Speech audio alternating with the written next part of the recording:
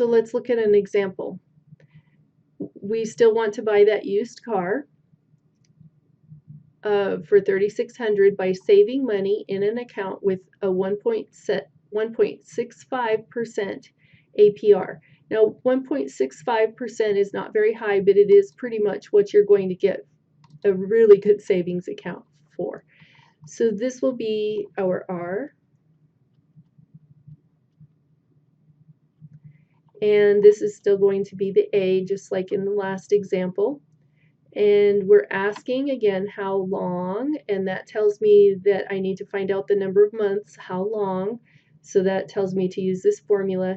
I'm making regular monthly deposits. So again, my N is 12, and I need this formula because I have deposits I'm making, and $80 is going to be what I put in for PMT, or the payment.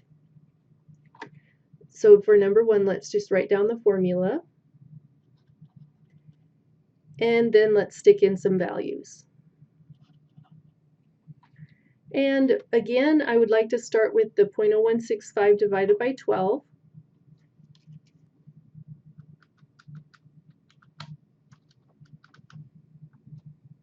And last time it worked out really well when we stored that in A, because we could use it for both problems. So let's do that again. Store in A. And so let's calculate the denominator first, and that will be 1 plus my monthly rate and take the log of it. I can do all of that in one step, so I'll show you that for this problem. Log 1 plus recall A, parentheses,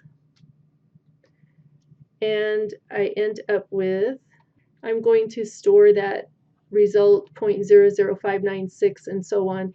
I'm going to store that in B, so I'll do store, slide over to B, push enter, and there it is, stored in B.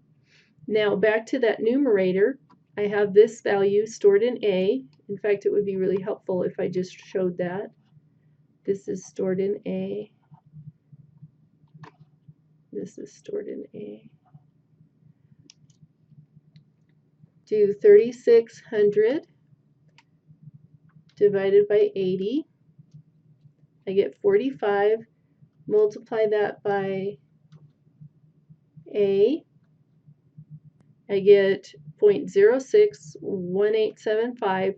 And now on this one, I need to do 1 plus this value, but addition you can do in any order. So plus 1 or 1 plus, either way it's going to come out the same. So I'll do plus 1 here, and I get 1.061875. I need to take the log of that, the positive log for this problem. So I'll do log of answer, and I get 0.02607. Now take that answer divided by what's in B, so I'll do recall, slide over to B, push enter twice, and I know that it's going to take 43.69 months to save up that money, or divide by 12, and it will be 3.64 years. Number 2 is going to ask, how much money will I have paid? And so remember, I will take that payment times the number of months, and for us that will be $80 times 43.69 months, and I get $3,495.20 paid, which is less than the car cost. So now we're looking a lot better. All right, let's look at number 3. And for this one, we want to know how long. Again, that how long is telling me we need to use either this formula or the one on the previous page. And when I look over here, we're making regular deposits and we are saving. So we will definitely want to use the formula on this page because it's all about saving. And our payment is now $160. Same thing for everything else that we had before. So I'll just fill in. We'll be doing log 1 plus, and I already know I have that value stored in A, times 3,600 divided by 180. That's my numerator. My denominator I already have stored in B, because we already calculated the whole thing and it doesn't have anything to do with the payment amount, so I can just reuse that, and that makes my calculation a lot quicker. I noticed my error where I wrote the 160 as a 180, so I've fixed that. And now let's go ahead with the 3,600 divided by 160. Now I have this value, the 3,600 divided by 160, I got 22.5. I need to multiply by A, add 1, and take the log of it. And again, I can go ahead and do that because my 22.5 is sitting in the answer bin, and this value is sitting in the A bin, and I can just type it all in: log 1 plus A, so recall A, times answer. And I can do enter, so you get 0.0132, and it goes on divided by what's in B. I can do that pretty quickly. Divided by recall, slide over to B, enter, enter, 2 enters. I get 22.17 months, which is, I know it's going to be just a little over 2 years.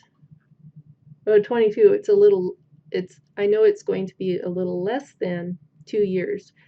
So, or 1.85 years. That's fantastic. Part 4, how much money will you pay in the long run for the car if you pay $160 per month into a savings account? And again, we'll do payment times number of months, and my payment was $160. My number of months was 22.17. Multiply those out.